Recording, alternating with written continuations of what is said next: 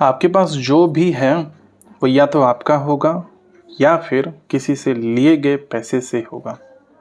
यही accounting equation हमें बस बताता है कि किसी भी बिजनेस में कोई भी सामान उसके पास है जिसे हम एसेट्स बोलते हैं, वो एसेट्स या तो खुद के पैसे से लिया गया होगा मीन्स कैपिटल से, या फिर दूसरों से लिए गए लोन से लिया गया होगा दैट मीन्स लायबिलिटी।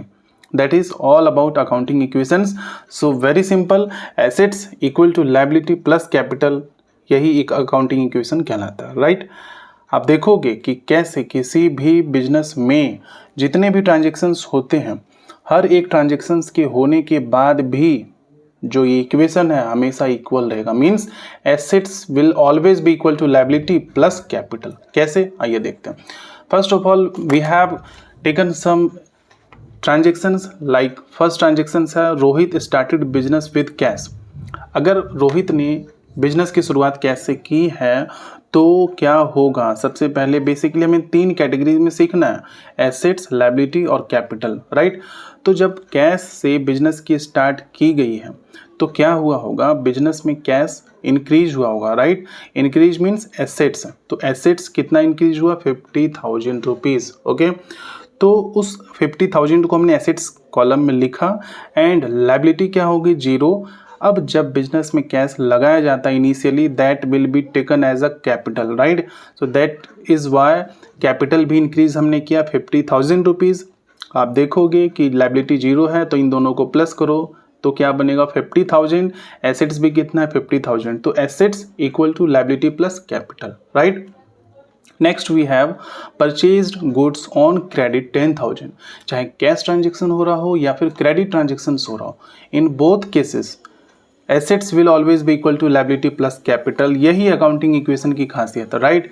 कैसे, देखो नेक्स्ट ट्रांजेक्शन जो हमें बताता है कि गुड्स को अगर क्रेडिट पर परचेज किया है तो फर्स्ट ऑफ ऑल जब गुड्स आपने परचेज किया दैट मीन्स एसेट्स आपका इंक्रीज हुआ है, गुड्स इंक्रीज मीन्स एसेट्स के अंदर ही गुड्स आता है, इसलिए एसेट्स को हमने 10,000 से प्लस किया equal to liability will increase by 10,000। क्यों, क्योंकि जब क्रेडिट पर परचेज किया है that means you have to pay that person in future, that's why your liability will increase. So we have written here 10,000 rupees plus capital, क्या होगा यहाँ 0 इस ट्रांजेक्शन में, right. So balance you can see here that 50 plus 10 is equal to 60,000 equal to 0 plus 10 10,000 plus ये 50,000 है, right. तो आप देख सकते हो यहाँ भी 50,000 plus 10,000 means 60,000, this is the right side and assets is also 60,000, that means both are equal, right? So similarly next we have taken the next transactions which is sold goods on credit, right? So credit पर goods को अगर cell किया है that means क्या हुआ होगा, first of all जो goods का बैलेंस है वो डिक्रीज हुआ होगा, right, and goods comes under assets, right. So that's why हमने एसेट्स में से 20,000 को क्या किया, माइनस किया एंड साथ ही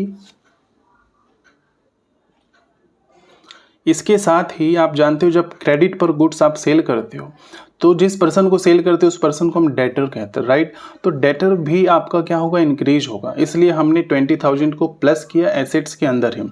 गुड्स कम हुआ इसलिए एसेट्स में से 20,000 माइनस किया एंड डेटर आपका बढ़ गया, दैट मीन्स 20,000 हमने वो प्लस कर दिया। लायबिलिटी और कैपिटल दोनों में ही 0 रखना है, right.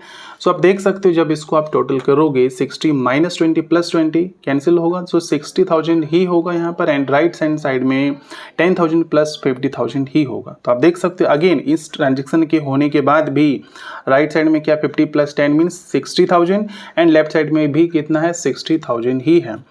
Next we have receive dividend. अगर कोई इनकम रिसीव होता है तो फर्स्ट ऑफ ऑल जो रिसीव हुआ होगा इनकम वो किस फॉर्म में हुआ होगा, कैश के फॉर्म में हुआ होगा, बैंक के फॉर्म में हुआ होगा, that means your assets will again increase, that's why we have written here 500 rupees under assets, right. And if you receive any income that in that case we have to write that amount under capital column, okay. So that's why we have written in capital column, that is 500 rupees. So again you can see the balance is 60,500 rupees and right hand side में liability 10,000 plus 50 plus 500 50,500.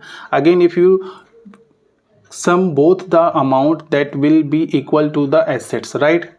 The last we have paid advertisement, अगर advertisement का payment किया that's why, तो cash में payment किया होगा, that means again assets की value कम हुई होगी, इसलिए हमने एसेट्स में से क्या किया, माइनस किया। और अगर कोई एक्सपेंसेस का पेमेंट करते हो in that time we need to deduct that amount from capital, right? So आप देख सकते हो कि इसमें से लेस करने के बाद जो अमाउंट बचेगा that will be 50,000, liabilities here 10,000 and assets we have 60,000. So you can see this is the assets equal to 50 plus 10 means 60. So both side are equal. यही खूबसूरती है अकाउंटिंग इक्वेशन की। इस तरीके से आपने समझा कि किसी भी ट्रांजेक्शन के बाद चाहे वो क्रेडिट में हो या कैश में हो रहा हो, in both situation always assets will equal to liability plus capital. This is called accounting equation. I hope this is completely clear to you. Thank you so much for watching this video. If you are new on the channel, then don't forget to subscribe. We'll meet again in next important video, right? Thank you.